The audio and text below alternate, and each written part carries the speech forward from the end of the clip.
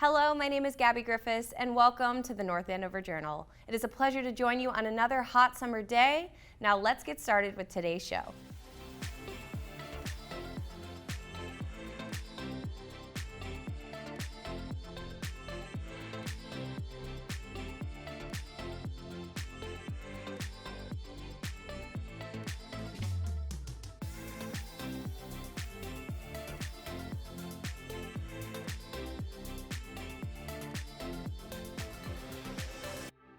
This summer, the North Andover Youth Center is hosting a variety of shows on the Commons.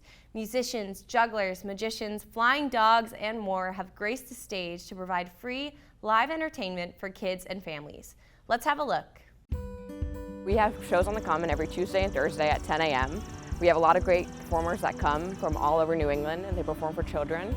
And we have great shows that will last until the beginning of August. We started the second week in July. And so every week new people come. We have great audiences and a lot of people who like to show up, and it's just a fun event. So we have a lot of variety of shows.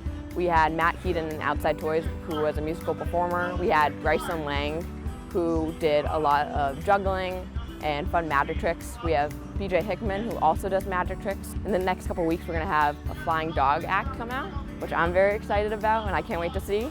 So there's definitely something for everyone. This is one of the children's concerts that they do on Thursday mornings, and we've played the past bunch of years, and it's a real favorite part of the summer. For 10 o'clock we come out, we play for about just under an hour. People bring blankets, sing, dance, and it's a good time. I play a lot of kids music, and with the band it's sort of like I tell people it's kind of mid-century guitar music. Like there's kind of rockabilly stuff, surfy stuff, western swing, a lot of styles of music that I just like through kind of a kid music lens. So our whole goal is that to make things that the parents like to listen to too, which is kind of a key ingredient of good children's music. It's a great opportunity for people to get out and be entertained. It's free to come to.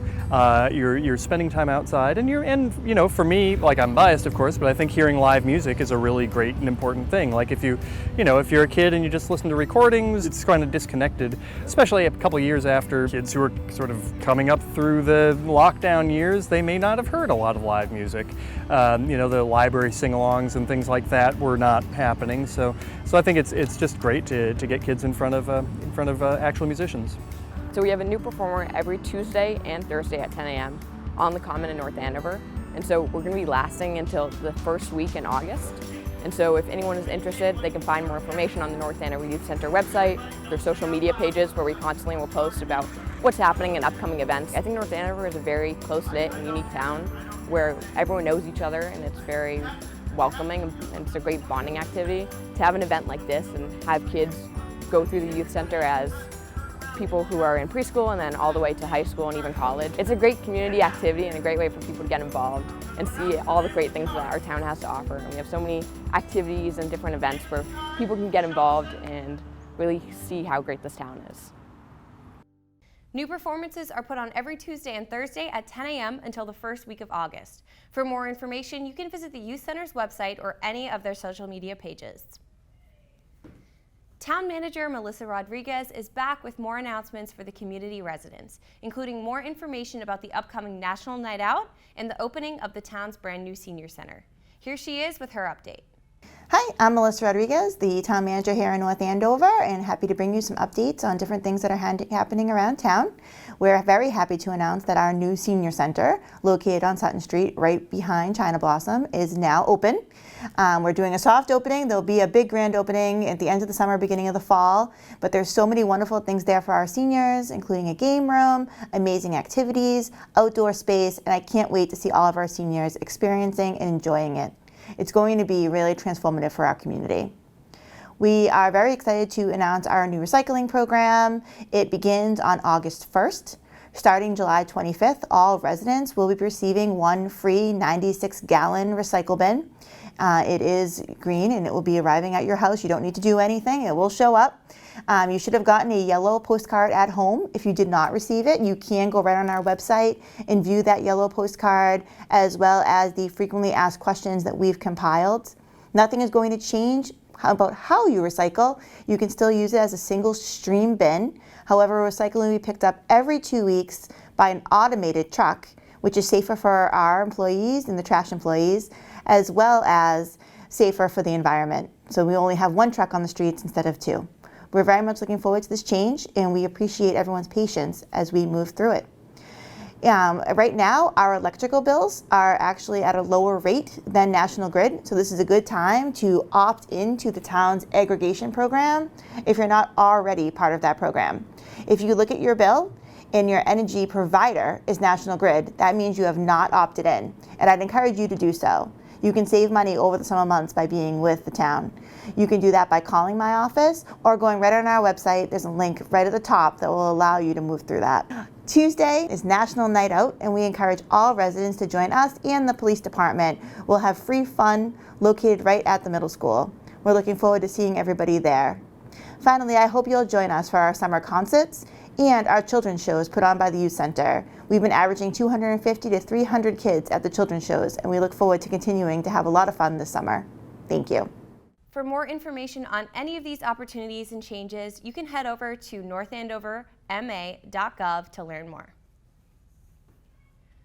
Food trucks, cookies, coffee, and knowing you're buying local and supporting local farms and businesses, I can't think of a better way to spend a Sunday morning. The North Andover Merchant Association has been providing this experience to the North Andover community on Main Street for the past 7 years. We caught up with the committee, volunteers, and local vendors to hear more about their time at the North Andover Farmers Market. The North Andover Merchant Association is in the midst of their 7th season of running the highly successful North Andover Farmers Market. The market is the perfect destination for anyone living in the Merrimack Valley to shop for and enjoy locally sourced products. The market has been known for its wide variety of fresh food, unique local vendors, and live music. With 30 vendors each week, plus food trucks and other surprises, it's a great way to spend Sunday morning while also buying local and supporting local farms and businesses. Welcome to the North Andover Farmers Market. We like to bring in a whole variety of vendors for the community to be able to buy fresh local foods and interesting artisan crafts, and have a real community space for people to come down and shop and have a good time, which, as you can see, everybody is today. There are 8 of us on the planning committee, and we work almost year-round to recruit vendors, to figure out how to make the market better, to put together marketing plans so that we get the word out on social media and on our website, to really try to increase traffic and to get more vendors to participate. The planning committee also is here every week doing setup and teardown. To help the continued growth of this farmers market, the support of volunteers is extremely important. Whether it's by yourself or with your family or friends, they welcome help from anyone. Most importantly, they need help with the weekly process of setting up and tearing down the market location. The setup takes place between 8 and 8:45. This involves setting up the tents and putting up all necessary equipment needed to run the market. Then at 1 p.m., the process is reversed for breakdown. We spoke with North Andover Farmers Market volunteer and Select Board Chair Janice Phillips to hear more about her experience as a volunteer and committee member. I've been working with the Farmers Market since about 2018, and it's truly one of the most meaningful volunteer jobs that I've been part of in town. One thing I'm here to say to everybody is please come out and help us. We need week-to-week help, but we're also, we're a small crew of people. We have the logistics nailed pretty well, but we really are looking to increase the number of people on our board, people who want to be engaged. I can promise you it is a ton of fun. You'll meet some great people, and we really, we need a core group of people to keep this thing going and make it bigger and better every year. Not only are volunteers extremely necessary for this event to run smoothly, but vendors are also as important because they are the foundation of having a successful market. And with better variety comes an even better market. Some of these vendors have been on board since the market's inception. We caught up with a few vendors to hear their experience with the North Andover Farmers Market. We're a specialty coffee roaster. We're based in Rowley. We opened up in July 2020, and we've been doing the North Andover Farmers Market for 3 years now. We've actually been reaching out to other vendors to encourage them to sign up for North Andover. It's a really good farmers market, loads of vendors. There's full season vendors, there's vendors that come just sort of every other week or whatever. but you pick up a lot of customers. It's a great community. Always have live music, great food trucks, great food stalls, lots of crafts, and it's not just one particular facet like agriculture or whatever. There's plenty of different vendors here.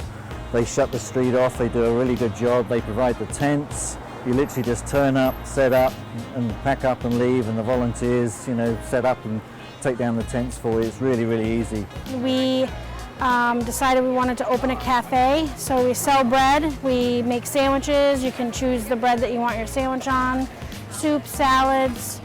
We do the whole thing. Since they opened, we were here the opening year. We've been here. It's very interesting navigation of COVID, but we've made it through, and I feel like the markets have been doing really well. I think it's a very well-run market. There's a lot of help and a lot of support from the volunteers and the people who run the market. It's a lot easier to not have to set up a tent. And I feel like the people who come here and buy are here to shop. Like they're not just walking by and not buying. So it's great to see, a town come out and support the local farm market. Having an event like this within our community is extremely special, and we hope that this event will continue to be a North Andover tradition for all of the years to come. If you're interested in getting involved as a volunteer or a vendor, check out the North Andover Farmers Market website at www.northandoverfarmersmarket.org to get involved.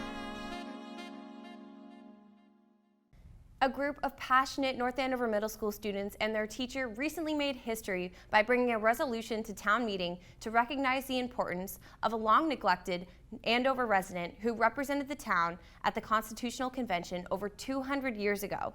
We talked to longtime North Andover teacher Pat McGravy and his 8th grade student class to hear more about all of their hard work. About 2 years ago during COVID, I got a virtual fellowship where I was able to pick a topic in history at the Massachusetts Archives and research it and create a lesson on it. So I immediately was drawn to William Sims Jr. The 6th grade is the Sims wing. When I first started teaching here 26 years ago, I was there. I honestly did not know who he was. None of the kids know who he is. Some of the teachers don't know who he is. So I had an epiphany. If I have to teach the Ratification Convention and the Constitution, why don't I use this story? William Sims Jr. Esquire, he was a lawyer, he went to Harvard. At one point, he was the only lawyer in what was then called Andover. A very, very successful lawyer, a very prominent family. When they wrote the Constitution, all the states had to ratify the Constitution. Andover had to find delegates to go to the convention in Boston, and they decided to pick Mr. Sims. They picked Mr. Kittredge and Mr. Osgood, names that probably are pretty recognized in town. They were pretty much told to vote no. There was a lot of concern that the Constitution had too much federal power and not enough rights.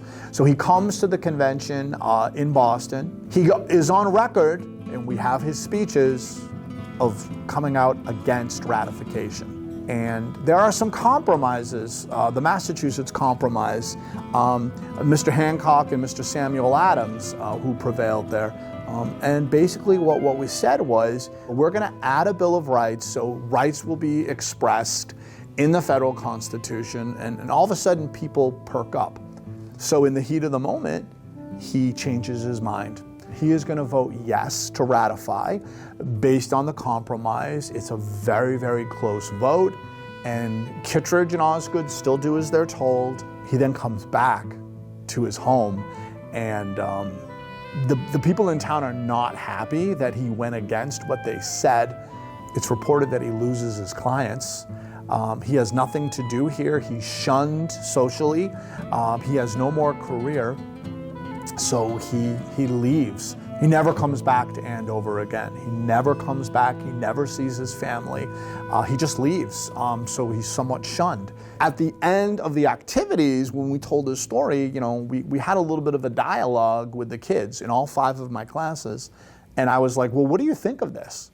And many of them were like, that's so wrong. He was run out of town. He didn't see his family. They were very, very upset about it. So what we decided to do is we decided to think about town meeting, and we decided to write a petition. We believe that William Sims' legacy of ratifying yes and being the reason the Bill of Rights exists, should be thought of more. Osgood and Kittredge, Osgood has a street named after him and Kittredge has an elementary school, but he only has a 6th grade wing named after him with a cheesy poster that nobody sees. So we think there should be a street, a school, or something more recognition towards William Sims. I thought that he was really brave to switch his vote, even though he had to face the wrath of the public when he came back. Without him, we might not have the Constitution as it was, and he played a really important part in American history, and I feel like since his part's been neglected and not known much, I felt like I should do my part to make it more known. Former State Representative Christina Minicucci, I said to her, would you sponsor it? And she goes, well, I need to learn more about him. She researched, she wanted to make sure he was appropriate. She was on board.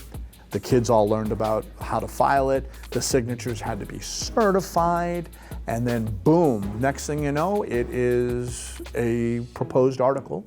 So at that point, I said to all of the kids, look, if anyone wants to come to the select board, because again, I don't live in town, and pitch this to the select board so it could be a town meeting, I need 2 or 3 people. And I had about 7 kids.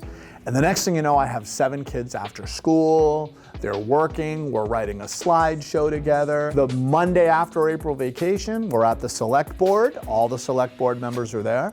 The kids wowed the select board, they had a lot of great questions for the kids, and the select board unanimously approved the article. And then I said to the 7 kids, well, now we need to do a presentation at town meeting. So we all went to the town meeting. Christina introduced it, and then it was turned over to the kids. The kids spoke brilliantly and beautifully. They were very worried that people would act in opposition. They got a pretty huge round of applause, which was a very good sign. Nobody spoke in opposition. And then it went to a vote. And then we saw the colors. All those opposed? I declare it a unanimous vote. All good fortune to you.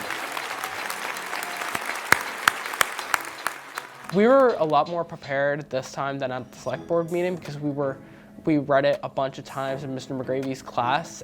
It was very intimidating at first, but once you get up to the mic and tell them what you learned, it's really not that bad. So it was great, and so now where we're at right now is the Department of Elementary and Secondary Education has invited NAMs to have students present their student-led civic action projects, which we call Slick Pros. They're actually going to be presenting the William Sims Act Article 13 in front of people at DESE, politicians, people from state, local, and federal government. A lot of our information came from like a little mini unit in our civics class. And at first I didn't feel much for William Sims. And then as things went on and as things got more serious, I started actually thinking he's actually pretty important. So DESE is a showcase. You pretty much go to a college in Worcester, and you talk about your project, and you talk about your research, your action plan, what your action was, reflection. And it's a really good experience because not many kids got selected. I think it was limited to 14 kids being selected. So a really good opportunity. We got picked for that, and then we found out that we had to do a poster. It's like a trifold. We all have to work together on that. We have to talk about all of our research that we did, and we'll probably show some pictures of our petition, our being on front page of Eagle Tribune, and we'll talk about that in the action as well. And then reflection, we'll talk about what a good opportunity it was. It's been really fun. We have group chats with all the other people so we can work together. And we've already been pretty prepared since we did the select board meeting and town meeting as well. I want to just give credit to all 118 of my 8B civic students. Little Bird told me that there were quite a few people on stage on the school committees, school department, select board, that got very, very emotional seeing what those kids had done. As always, it's a pleasure to share the exciting events our town is holding and great things our neighbors are accomplishing. Our town is full of untold stories waiting to be told, and I can't wait to find them. So if you know any local organizations, businesses, or people who would love to have their stories heard, send them our way. But for now, I'm your host, Gabby Griffiths, and this is your North Andover Journal.